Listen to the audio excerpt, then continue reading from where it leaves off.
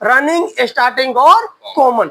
ये कंप्रेसर हमारा जो ये कंप्रेसर है ओके है या नहीं है, हम कैसे टेस्ट करें? तो सबसे पहले हम क्या लेंगे, क्लैंप मीटर लेंगे, और इस क्लैंप मीटर को किस रेंज में रखेंगे, हम बजर रेंज में रखते हैं। किस रेंज में रखेंगे, बजर रेंज में रखते हैं। बजर रेंज में रखने के बाद हम यहाँ पे इसको लगा देते हैं। इसके बाद क्या करते हैं, तीनों पॉइंटों की कंटिन्यू, दूसरा पॉइंट उठा लो ये वाला। अब देखिए क्या करते हैं, एक पॉइंट में हमने यहाँ पे लगा दिया, अब दूसरे पॉइंट को ये लगाए, आ रही है रीडिंग, इसमें भी रीडिंग आ रही है, यानी क्या हो रहा, तीनों वायरों में रीडिंग आ रही है। अगर तीनों वायरों में रीडिंग आ रही है तो कंप्रेसर क्या है, इसकी जो अंदर वाइंडिंग है वो क्या है, प्रॉपर ओके है। प्लस हम क्या करेंगे, एक वायर यहाँ पे हमने कहीं किसी भी में लगा देते, ये लग गई, और इसको बॉडी में छुलते हैं, ये बॉडी में लगा रहे हैं, यहाँ पे कोई कंटिन्यूटी आ रही है, नहीं आ रही। अगर यहाँ पे बजर आने लगे तो इसका मतलब यहाँ पे क्या हो चुका है, कंप्रेसर शॉर्ट हो चुका है। तो यहाँ पे हमने कंप्रेसर की ये चेकिंग कर ली कि तीनों में अगर कंटिन्यूटी आए तो कंप्रेसर क्या है, प्रॉपर तरीके से ओके है। प्लस अगर किसी एक में रखने के बाद यहाँ बजर आ रहा तो क्या हो चुका, कंप्रेसर शॉर्ट हो चुका है। तो ये तो हो गई रीडिंग।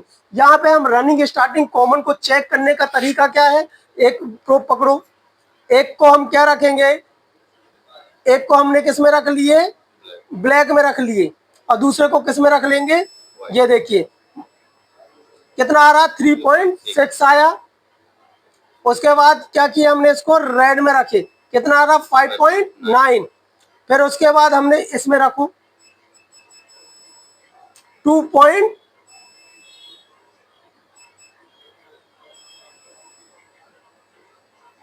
3.9, ठीक है, ये आया। तो सबसे ज्यादा कंटिन्यूटी किन में आ रही है, आपको इन दो में आ रही है।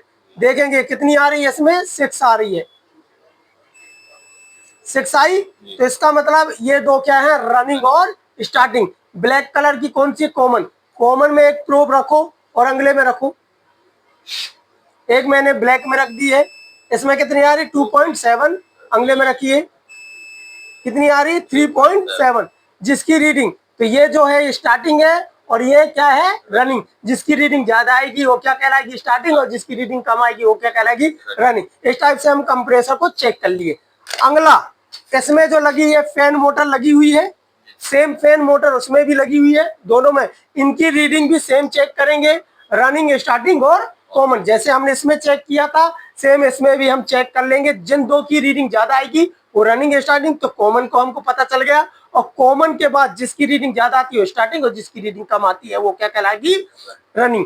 यहाँ पे ये ब्लोवर मोटर इस टाइप से शॉर्टिंग भी चेक करना, एक में रखने के बाद बॉडी में चेक किए शॉर्ट है या नहीं है, इस टाइप से। तो इसमें कौन कौन से दो पार्टों को चेक कर सकते हैं हम, एक है हमारे पास क्या है, ये कंप्रेसर, और दूसरा क्या है, मोटर, क्या है, मोटर। इन दोनों को हमने चेक कर लिया। अब इस कंप्रेसर में हम चेक करेंगे कि कौन सी लाइन को क्या बोला जाता है। तो आप देखिए कि ये मोटी लाइन दिख रही है, और ये पतली लाइन जो दिख रही है ऐसे घूमते हुए, पतली लाइन किसमें चली गई, ये इस भाग को क्या बोला जाता है, कंडेंसर कॉइल। क्या बोला जाता है इसको, कंडेंसर। तो ये कंडेंसर कॉइल है। कुछ कंडेंसर कॉइल ऐसे एल्यूमिनियम की आती है, और कुछ कंडेंसर कॉइल ऐसे कॉपर की आती है। कॉपर वाली बहुत अच्छी होती है, हमेशा कॉपर वाली को ज्यादा ओके, एल्यूमिनियम थोड़ा सी कम वाली रेट की होती है, ठीक है।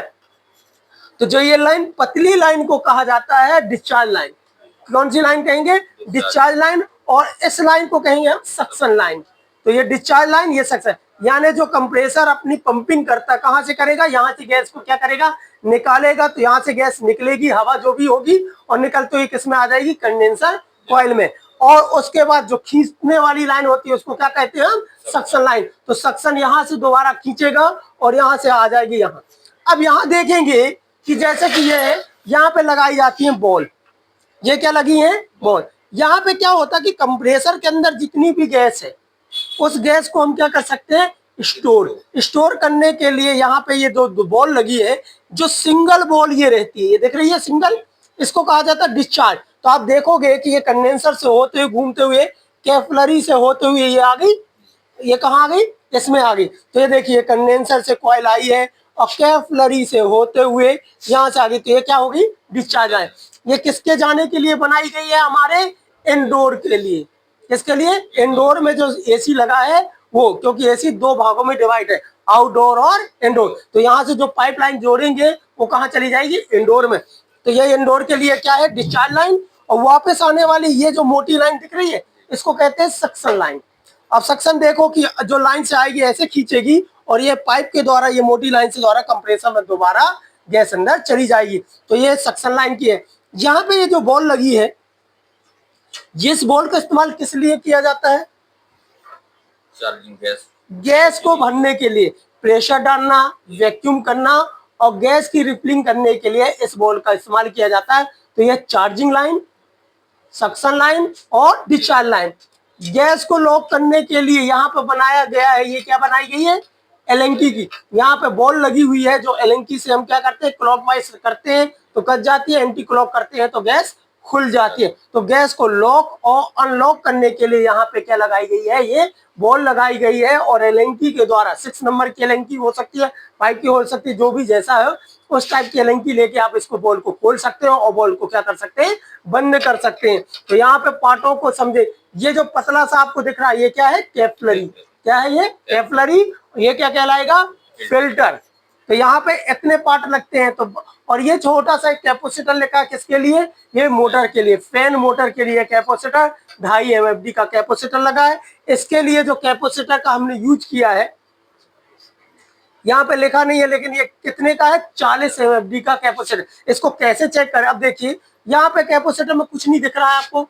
अब आपको कैसे पता चले कि इसकी वैल्यू क्या है, तो इसको मीटर में हम किस में रख देंगे, कैपेसिटर मोड में। अब लगाइए इन दो में, इसमें लगाइए और इसमें लगाइए।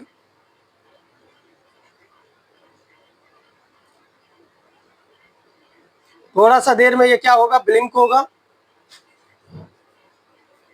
ये ब्लिंक हुआ, कितने MFD का दिखा रहा है, 36 MFD का। कितने, रुकिए अच्छे से लगाइए।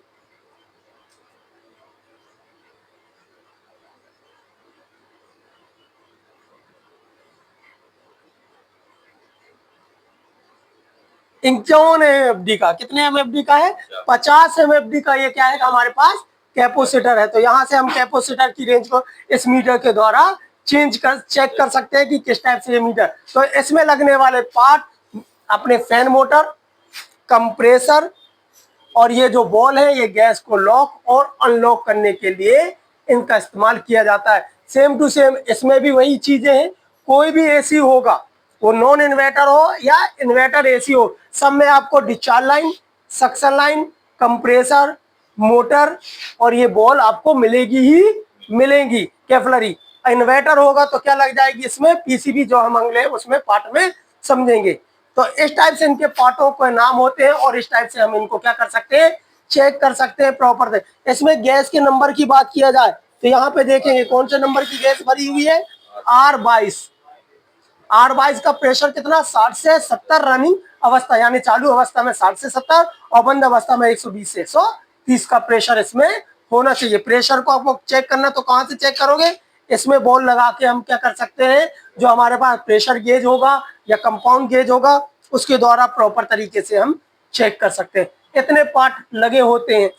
कभी भी कोई भी दिक्कत होती है, अगर गैस उड़ रही है बार बार तो क्या क्या प्रॉब्लम होगी। अगर एसी से गैस उड़ रही है तो उसकी प्रॉब्लम के बारे में भी हम अगले वीडियो में समझेंगे। वहां से काट